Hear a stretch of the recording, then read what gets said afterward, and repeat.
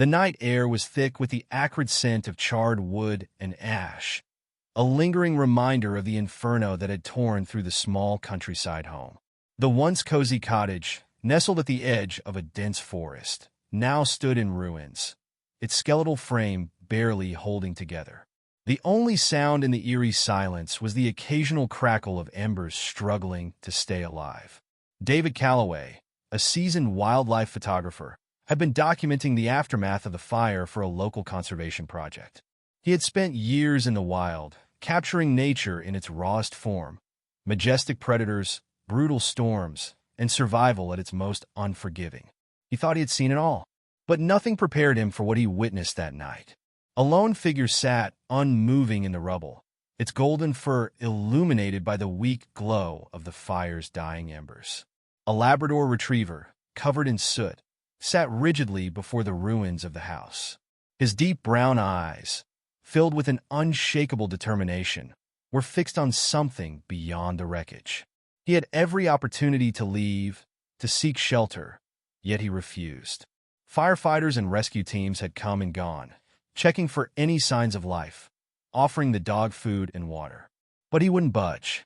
He wasn't aggressive, nor did he appear lost. It was as if he were standing guard. Over what? No one knew. David adjusted the lens of his camera, zooming in on the dog's unmoving stance. He had documented animal behavior for years, from the migrations of wolves to the territorial disputes of bears. But this was something different. There was an intelligence in the dog's eyes, an awareness that sent a shiver down his spine. Then the wind shifted and a faint noise, so soft it was almost imperceptible, carried from deep within the wreckage. David froze. The dog's ears perked up, his body stiffening. There was something inside, and whatever it was, the dog wasn't leaving until someone found it. David's pulse quickened. He held his breath, listening intently. The faint noise drifted from the wreckage again, a whimper, weak and barely audible beneath the weight of collapsed beams and scorched debris. The Labrador stood up, his tail low but wagging slightly, ears flicking toward the sound. He turned his gaze to David, then back to the wreckage, as if urging him forward. It wasn't just a simple act of loyalty or grief. This dog was guarding something. David scrambled over the charred wood, careful not to disturb the fragile remains of the house. He reached the foundation, where a collapsed section of the roof had formed a pocket of air beneath the rubble. Kneeling down, he brushed away debris, straining to hear. Then another sound. This time, not just a whimper. A growl. Not from the Labrador. David froze. The dog, still beside him, let out a low whine but didn't retreat. Instead, he pressed his nose against the ground, sniffing frantically. Whatever was in there, it wasn't alone. David grabbed his flashlight and shone it into the small opening. At first, all he saw was darkness and twisted beams. But then, two glinting eyes reflected back at him. They were amber, wild, and unmistakably predatory. A wolf. David's breath caught in his throat. The Labrador hadn't been guarding a lost family member or a trapped pet. He had been standing watch over a wild wolf. The wolf was curled around something, its powerful body tense but not in a position of attack. It was protecting something. David angled the light lower and saw what the wolf had hidden beneath its thick fur. A pup. No, two. David's mind reeled. Wolves were territorial, fiercely independent. While rare cases of lone wolves seeking shelter near human structures have been documented, this was different. This wolf wasn't just taking refuge. It was actively allowing itself to be watched over by a domestic dog. Even more astonishing, the Labrador wasn't acting with fear or dominance. It was as if they were working together. David's years in the field had shown him some incredible sights. Elephants mourning their dead, birds forming unexpected alliances, even rival predators cooperating for survival. But this defied all logic. A domesticated dog, bred for companionship, standing guard over one of nature's most elusive and formidable hunters? It didn't make sense. The Labrador whined again and lay down, his head resting on his paws. His posture wasn't one of submission, but of understanding. He wasn't waiting for the wolf to attack. He was waiting for it to trust him. David swallowed hard. He knew he had stumbled upon something extraordinary, something that would challenge what scientists understood about the relationship between domestic dogs and wild predators. He had to document this. Slowly, he raised his camera, careful not to startle the wolf. But before he could press the shutter, the Labrador did something that left him stunned. The dog stood up, took a few slow steps forward, and let out a soft, rumbling sound. Not quite a bark, not quite a growl. A call, a reassurance. And the wolf, wild, untamed, and likely terrified, relaxed. It uncurled slightly, allowing the pups to wiggle free, their tiny bodies trembling from the cold. One of them let out a pitiful cry, and before David could even process what was happening, the Labrador licked the pup's head. A simple, gentle gesture, a sign of care. David's fingers tightened around his camera. This wasn't just survival instinct. This was something else entirely. Empathy. A wolf and a dog, two creatures divided by centuries of evolution, had come together in a moment of pure, unexplainable understanding. And the world needed to know. David could hear his own heartbeat in his ears. His grip on the camera tightened, but he found himself unable to move, let alone take a picture. What he was witnessing defied everything he thought he knew about the natural world. The acrid scent of burnt wood still lingered in the air, mixing with the earthier musk of wet fur and soot-covered debris. The night around him felt impossibly still, as if nature itself was holding its breath, watching alongside him.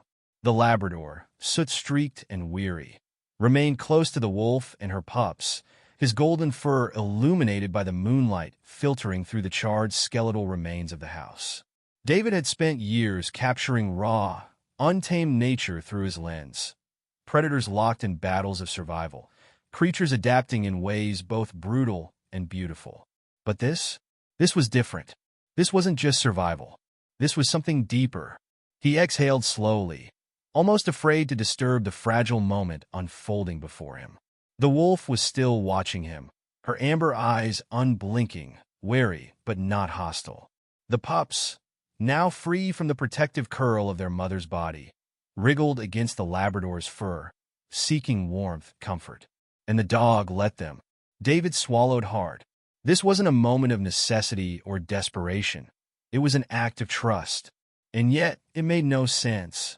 Wolves and dogs were distant relatives, yes, but they had long since taken separate paths.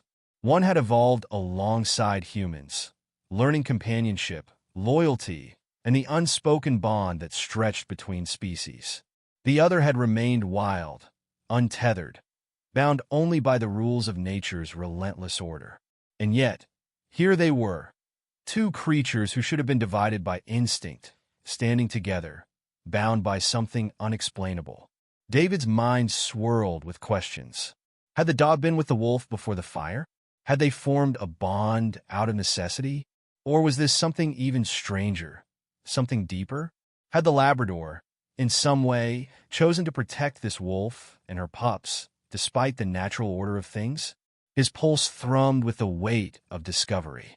A gust of wind kicked up a swirl of ashes, making him blink.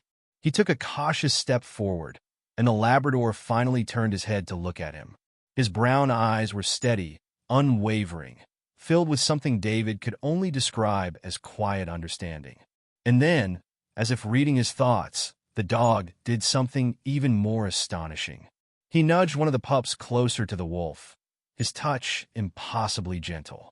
Then he looked back at David, almost as if he were asking him to understand. David's throat tightened. This wasn't just an anomaly. This wasn't just an odd behavioral quirk. This was a story, one that needed to be told. His fingers trembled as he lifted the camera again, this time pressing the shutter. Click! The image captured in that moment. The Labrador and the wolf side by side, their bond sealed in the embers of the past, was unlike anything he had ever documented before. It was a reminder that the world still held mysteries, that nature was not just ruled by instinct and survival, but by something more. The crackling of shifting wood pulled David from his thoughts. He glanced at the wreckage, realizing the structure was becoming more unstable by the second. He had to move fast. Lowering the camera, he made a decision. Carefully, he backed away, not wanting to break the delicate trust hanging in the air. The Labrador watched him, but did not follow. David knew, deep down, that the dog would not leave until he was sure the wolf and her pups were safe. He turned on his radio. "This is Callaway. I need a rescue team at my location immediately. There are survivors." A crackle of static, then a response. "Survivors? Human?" David glanced back at the Labrador, at the wolf resting against him, at the tiny pups nestled between them. He smiled. "Yes," he said. "In a way." The radio crackled in David's ear as he waited for the rescue team's response. He knew what he had said would sound strange, survivors, but not human. And yet, standing here in the ruins of this fire-ravaged home, watching a Labrador and a wild wolf care for each other, he couldn't think of a better way to describe it. A low whimper pulled him back to the moment. One of the wolf pups stirred against the dog's thick fur, its tiny body twitching in its sleep. The mother wolf, though still tense, had begun to accept David's presence. She no longer stared at him with suspicion, but with something softer, something he almost dared to believe was trust. David's mind raced through all he had learned in his years as a wildlife photographer. He had seen the brutal efficiency of the wild. Lions taking down prey, bears battling over territory, animals following their instincts with ruthless precision. And yet, time and time again, nature found ways to defy those rules. There were stories of dolphins rescuing drowning swimmers, of elephants mourning their dead, of unlikely friendships forming between species that should have been enemies. And now, there was this, a dog, a wolf, and an unspoken bond that went beyond instinct. David knelt down, careful to keep his movement slow. He wasn't sure why he did it, maybe to offer comfort, maybe just to feel connected to something greater than himself. He reached out, hesitating just inches from the Labrador's head. The dog leaned into his touch. Warmth. David exhaled a breath he didn't know he had been holding. He had spent years documenting nature's raw, unfiltered reality, but in this moment, he wasn't just an observer. He was a witness to something extraordinary, something science alone couldn't explain. The distant wail of sirens broke the silence. The rescue team was on their way. The Labrador's ears perked up, but he didn't move. He wasn't going anywhere. David's heart clenched. When the team arrived, what would happen? Would they try to separate them? Would the wolf flee? He had seen firsthand how quickly humans could misunderstand what they didn't expect to find. But then, as if sensing his worry, the Labrador turned to him again, meeting his gaze with a quiet certainty. "It's okay," his eyes seemed to say. For the first time, David felt something shift inside him. Not just curiosity, not just admiration, but understanding. This wasn't a story about survival. It was a story about trust, about connection, about the unspoken threads that tied all living creatures together, no matter how different they seemed. The rescue team's headlights cut through the darkness, illuminating the wreckage in harsh beams of light. As the first responders stepped out, David took a deep breath and stood. He would tell this story, not just the story of the fire, not just the story of an unlikely bond, but the story of what it meant to truly see the world, not as humans versus nature, not as survival of the fittest, but as something deeper, something shared, the wolf, the dog, and the man who had the privilege to witness them. David smiled as he stepped forward to greet the rescue team. Some stories, he realized, didn't need explanation. They just needed to be told. Days passed, but the moment stayed with David. The way the Labrador had stood guard, the way the wolf had trusted him, the way the tiny pups had nestled against their unlikely protector. These images replayed in his mind over and over again. It wasn't just a remarkable sight. It was a challenge to everything science had taught him. Back in his office, surrounded by stacks of research papers and photographs from years of documenting wildlife, David found himself staring at the images he had captured that night. He had spent his career believing that nature followed a strict, logical order. Predators hunted, prey ran, survival was the only law. But this was something else. Empathy, cooperation, a cross-species alliance that defied everything biologists understood about wild canines. Scientists had long debated whether animals were capable of emotions beyond instinct, whether they could feel grief, compassion, even love. Some dismissed it as anthropomorphism, a projection of human emotions onto creatures that lived by different rules. But David had seen it, and he wasn't the only one. After publishing his photos and first-hand account, the story spread like wildfire. Researchers from universities and wildlife organizations reached out, fascinated and baffled in equal measure. Some argued that the wolf and Labrador had simply formed a survival-based partnership, an alliance forged in the face of disaster. Others suggested the dog had latent ancestral instincts, a buried kinship with his wild cousins that surfaced in a moment of crisis. But David knew, deep in his gut, that it was more than that. The story sparked a wave of interest in the study of animal emotions and interspecies bonds. Wildlife biologists revisited old cases of unexpected animal friendships. Conservation groups called for more humane policies in the treatment of wild predators, and behavioral scientists pushed for deeper studies into how animals perceive relationships beyond their own kind. For David, the transformation was personal. For years, he had approached his work as an observer, detached, scientific, capturing nature in its rawest form. But now he saw his role differently. He wasn't just documenting the wild. He was learning from it. And if a dog and a wolf could set aside the rules nature had written for them, what else was possible? With a deep breath, David closed his laptop and grabbed his camera. There were more stories out there, stories that could change the way people saw the natural world. And he intended to tell them all. As David stood at the edge of a vast wilderness, camera in hand, he felt different. Changed. The wind whispered through the trees, carrying the distant calls of unseen creatures. And for the first time in his career, he didn't just hear them, he felt them. The encounter with the Labrador and the wolf had altered something fundamental in him. It was no longer enough to simply document the natural world from behind a lens. He wanted to understand it, to immerse himself in its mysteries, not just as an observer, but as a student. The world took notice too. His story had sparked discussions in scientific circles, conservation movements, and even public policy. Wildlife organizations called for new approaches to understanding predator behavior, urging researchers to reconsider the emotional depth of animals. Universities launched new studies on interspecies relationships, while grassroots campaigns pushed for more humane treatment of wolves, once seen only as threats to livestock. People began to question the rigid divisions they had placed between the wild and the domesticated, between nature and humanity. Perhaps the boundaries weren't as clear as they had always believed. Perhaps animals weren't just creatures driven by instinct, but sentient beings capable of forming bonds beyond what science could explain. David felt the weight of this revelation every day.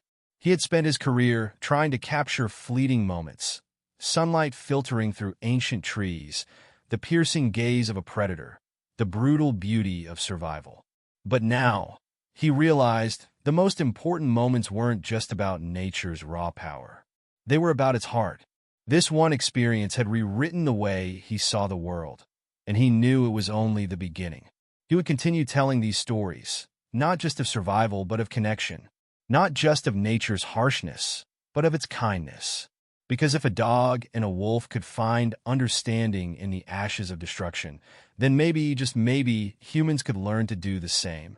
As the sun dipped below the horizon, painting the sky in hues of fire and gold, David lifted his camera once more. This time, he wasn't just capturing an image. He was capturing a truth, one the world was finally ready to see.